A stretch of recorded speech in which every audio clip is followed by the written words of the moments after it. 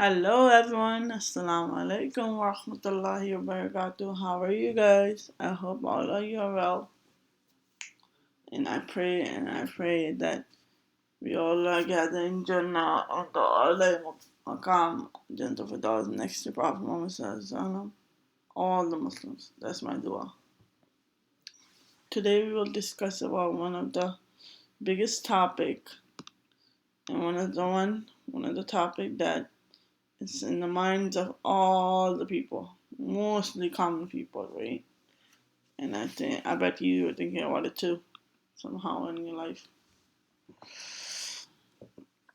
So basically, people who don't know anything about the deen or are learners of the Qur'an are not learners of the Quran. Al-Recite is not being studying to become alim, but Allah says in the Quran, they are truly the one who believe because they still hold on to their faith, the most basics of their faith, and like the Tawheed, even not knowing that much about Islam. Okay, student's perspective. We should never lose hope. We should never say anyone is young or old to learn the book of Allah, the Quran. We should never, for example, I'll give you an example in a little bit. We should never put down a learner based on their ability or age. We should never say that 100-year-old, 60-year-old, or is a 20-year-old or 15-year-old person with handicap, physically handicapped, but they're not really handicapped, but they can understand the Quran, but like how to read it, and they want to learn, but then sometimes they have weaknesses, right? Never judge a book by its cover. Maybe, if you know, my teacher once told me, maybe I'm wrong, but it's to get the point across. I want to share this with you. If you guys know Imam Bukhari, one of the biggest scholars of the biggest Imam of the Hadith, he was born blind. He was born blind. With his mother's dua and care, she made dua for him. She asked him, Ya Allah. I remember, I don't know if I'm saying the right thing, but we can search on this, brother. This is what my teacher told me, but she's right. Imam Bukhari, eyesight came back at a certain age, and he got all his eyesight, and he became the biggest scholar of the deen. So how can we judge anybody's ability, or handicapness, or disability, or age point? I discussed the ability part, right? Let's discuss the age. For example, if your mom is, if your dad, for example, yeah, if your mom or dad is around 45, 55, 65, and decides to say, then I want to learn the alphabet or the Quran, then I want to learn it, right? Would your eyes become open? Would you be like, what are the people going to say? You're too old to do that. You should have done it when you were younger. You don't have to do that. Just follow what people are saying. You don't have to learn. But no, big no. Big no. Allah now once mentioned in the book that you have to be sharp, young, or smart minded to follow his book or learn his book. Okay? I'm gonna say a harsh thing, but not harsh thing, but like very, very sensitive topic. How do we know the Imam is saying that? How do we know are the ones that follow, for example, the Imam, right? Or maybe the mistake. Anybody can mistake, except the Rasul, and anybody can mistake. So how do we know the Imam did a mistake in teaching us something? if we have resources, if we don't know how to know some, if we don't understand something, if we don't know ourselves, sometimes people learn later in life that they and they understand that they were wrong in the beginning. So we can say they have opinions, and it's opinions. They're human, right? So sometimes in the beginning they say something, and then later on they learn about it, and they say this is wrong. We should do this. We should get evidence, right? Allah said to be rational and be logical in your reasonings. You have to find reasonings in your beliefs. Okay. So back to my topic. It's back to my topic, but sharp. Did he say sharp? Did he say smart-minded or young people? Never, never, never, never, never, never. But my Rabb or your Rabb, God did say that His word was easy. His word means Qur'an is easy. His kalam is easy. Did He say kids? For easy for kids, easy for youngs, easy for strong, easy for smart, easy for sharp people, or maybe easy for intelligent. I don't know. I didn't see this category here. Did you see this category? The Quran ever? I'm not pointing at a young, but I just want to know. Look, this is the ayahs from the Quran that I'm talking about. I used the quotation. It says, we have certainly made the Quran easy to remember. Is there anyone who is being mindful? Anyone. No young, no small.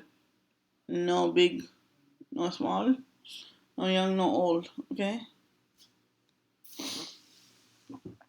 He said anyone, like I said before.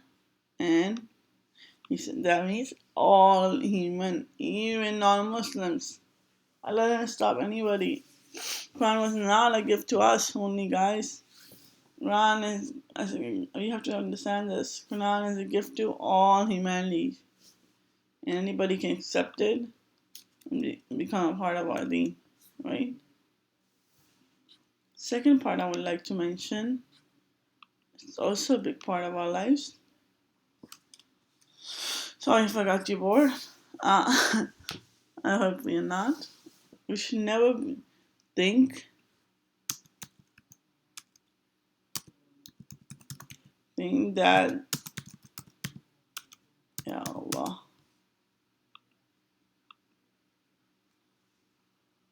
We should never think that we are too late to step out, to turn our foot back to Allah. What does this phrase mean? We should never say that, Ya Allah, I have no hope. Ya Allah, I'm that old. I lived my life all against you. How can I come back to you? Will you forgive me? Will you care about me? Will you let me study your stuff, understand your stuff, implement it in your life? Would you let me? No. I'll give you an example from a story of one Nabi, right? I think he was a Nabi, yeah. Nabi, right? He had a person in his Ummah that did 99 murders. 99 murders. Can you imagine that? How sinful that would be? 99 murders. And then when a few days later, people found out, and then Nabi found out that the guy who killed 99 people, right, is no more. His funeral came, and nobody wanted to do his funeral because he was such an evil person. And Allah made up what he was. If I'm wrong, please correct me in the comments, please. I don't want to give wrong information. I learned that from my teacher also. Allah explained to them that he explained to him that this person went after doing 99 murders. He knew that there was hope.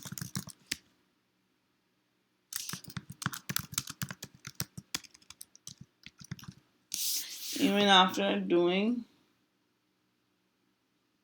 99 murders, he knew there was hope. There was still hope.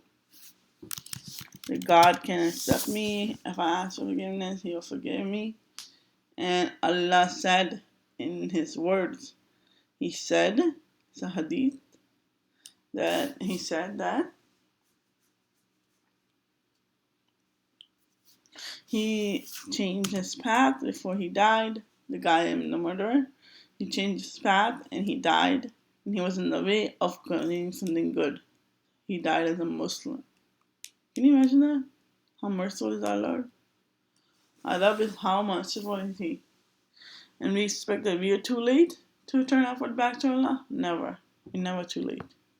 Allah never said to not going. He said, as long as it's a hadith, that He said that to Shaitan, when Shaitan said, and then I'll make people go astray, and then he said, I'll continue to forgive my slaves, my people, my Muslims, as long as they ask for forgiveness. This is the biggest evidence we have, right? I'm not saying take a huge step, even take a tiny step. Allah, it's a big misconception that Allah wants a result or Allah wants a result. No. Allah does not want results. He wants you to try.